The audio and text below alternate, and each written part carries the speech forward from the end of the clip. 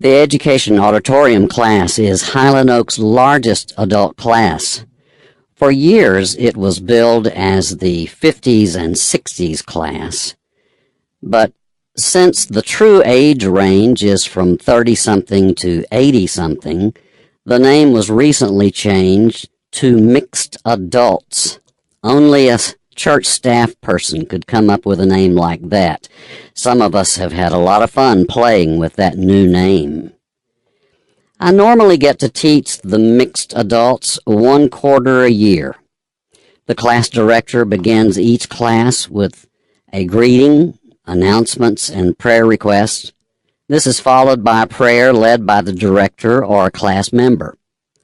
I always begin my time with a greeting of my own and an introduction of the lesson I'm about to give.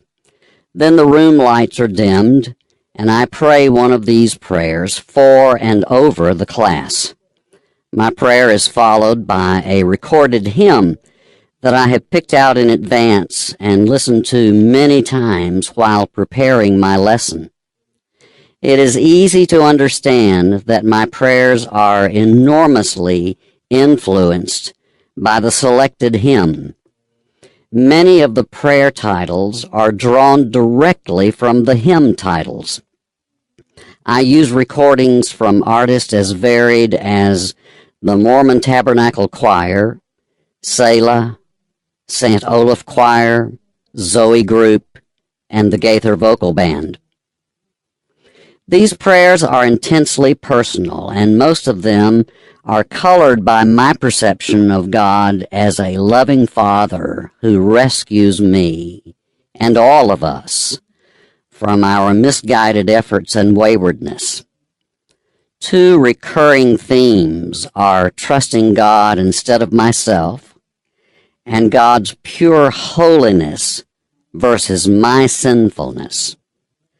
I frequently reference a dilemma of one sort or another, but looking back, I usually cannot remember what a specific problem I was dealing with when I wrote the prayer. I know that my constant struggle is learning to trust a holy God instead of my sinful self. 2 things have amazed me about these prayers. First, their total spontaneity.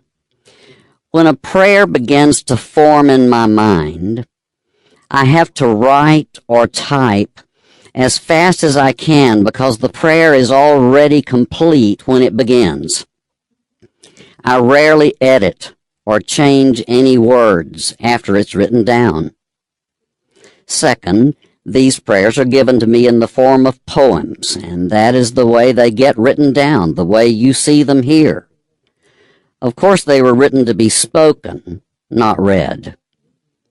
My hearty gratitude goes to Judy Skelton for encouraging me to do this project. It was, in fact, her idea.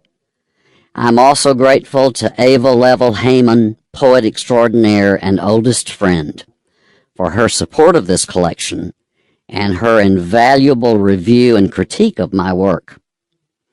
My sincere appreciation goes to the Education Auditorium class, a bunch of mixed adults if ever there was one, and to all my friends and students at the Highland Oaks Church. My prayer this minute is that you will be blessed by reading and contemplating these prayers. Ray Hardin, Dallas.